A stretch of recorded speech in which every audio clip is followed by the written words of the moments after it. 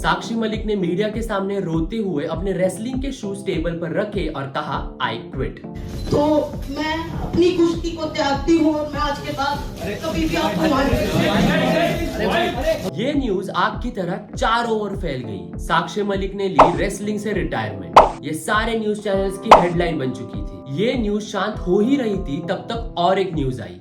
WFI wrestling federation of India के पूरे board को स्पोर्ट्स मिनिस्ट्री ने सस्पेंड कर दिया। आखिर ये सब क्या चल रहा है? ओलंपिक मेडलिस्ट जिसने मेडल जीतकर देश का नाम रोशन किया, उसने रेसलिंग से रिटायरमेंट आखिर क्यों ली? आखिर क्यों रेसलिंग फेडरेशन ऑफ इंडिया के पूरे बोर्ड को सस्पेंड किया गया? इन सारे सवालों के जवाब आपको इस वीडियो में मिलेंगे, इसलिए ये वीडियो एंड तक देखना, क्योंकि देखेगा इंडिया तभी तो बदलेगा इंडिया।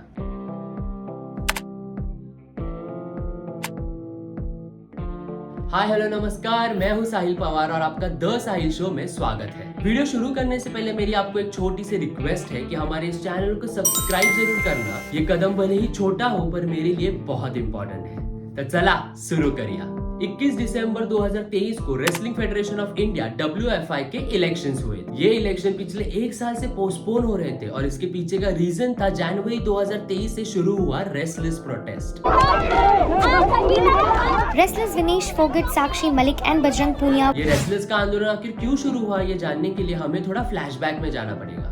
ये प्रोटेस्ट शुरू हुआ था जनवरी 2023 में, जिसमें शामिल थे ओलंपिक मेडलिस्ट साक्षी मलिक, विनेश फोगट, बजरंग पुनिया और ऐसे कई रेसलर्स। ये प्रोटेस्ट था रेसलिंग फेडरेशन ऑफ इंडिया के प्रेसिडेंट बृजभूषण शरण सिंह के खिलाफ। तो बीजेपी पार्टी के एक पॉलिटिकल लीडर है और उस समय के WFI के प्रेसिडेंट। उन पर ये सीरियस एलिगेशंस है कि उन्होंने कुछ फीमेल रेसलर्स को सेक्सुअली असॉल्ट किया और उनमें से एक तो माइनर थी।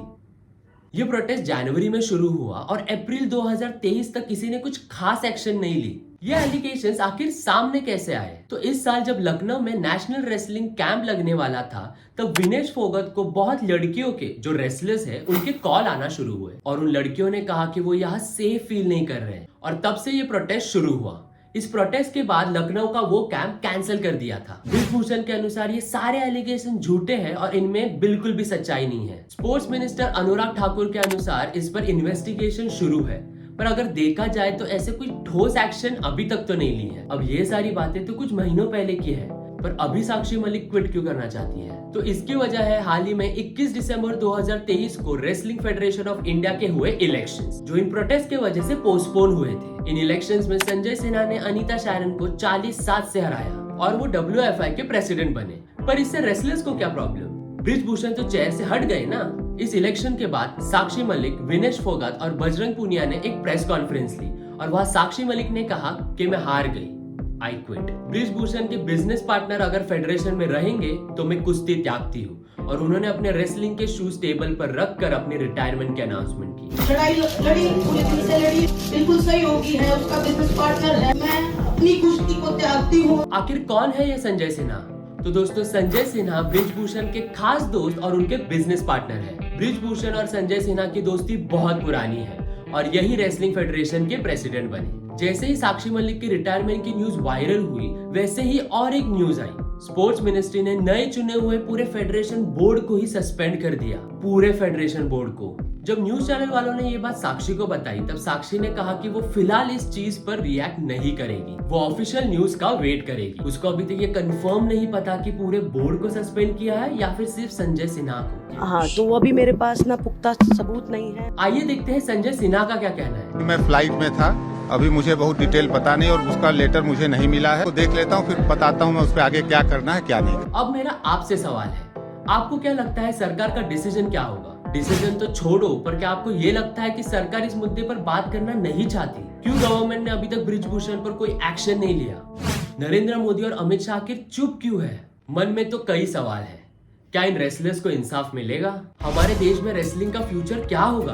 क्या अगर किसी क्रिकेटर के साथ ऐसा होता तो भी न्याय प्रक्रिया इतनी ही स्लो होती जितनी इन रेसलर्स के साथ है? हमें हमारे देश को ये समझना होगा कि क्रिकेट छोड़कर भी ऐसे कई स्पोर्ट्स हैं जिसमें खिलाड़ी हमारे देश का नाम रोशन कर रहे हैं। Olympics, Commonwealth games, Asian championships में मेडल लाकर देश का नाम रोशन करने वालों की आज ये हालत है। इनको न्याय मिलना तो दूर की बात है, इनकी पुकार भी कोई सुन नहीं रहा।